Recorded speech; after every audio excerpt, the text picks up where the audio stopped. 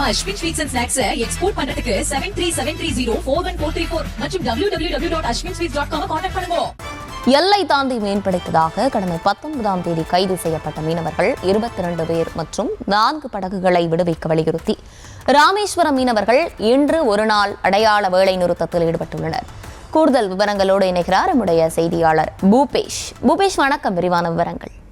ராமநாதபுரம் மாவட்டம் ராமேஸ்வரம் பகுதியிலிருந்து மீன்பிடி அனுமதி சீட்டை பெற்றுக்கொண்டு கடந்த 2 நாட்களுக்கு முன்னர் மீன்பிடிக்க சென்ற ராமேஸ்வரம் மீனவர்கள் 22 பேரையும் அவர்களுடைய விசைப்படுகளில் எல்லை தாண்டி மீன் பிடித்ததாக கூறி இலங்கை கடற்படையானது கைது செய்து இந்த சம்பவமானது மீனவர் மத்தியில் பெரும் கொந்தளிப்பை ஏற்படுத்தியிருந்த சூழலில் இது குறித்து உடனடியாக நடவடிக்கை எடுக்க வேண்டும், அந்த கைது செய்யப்பட்ட மீனவர்களை உடனடியாக விடுவிக்க வேண்டும் என வலியுறுத்தி ராமேஸ்வரம் பகுதியைச் சேர்ந்த மீனவர்கள் இன்று ஒரு நாள் அடையாள வேலைநிறுத்த போராட்டத்தில் ஈடுபட்டு வருகின்றனர்.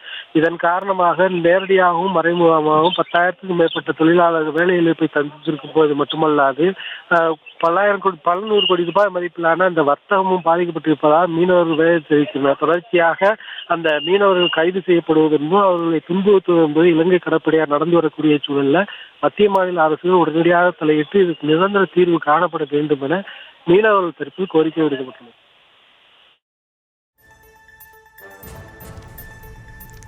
விவரங்களை வழங்கியமைக்கு நன்றி பூபேஷ்.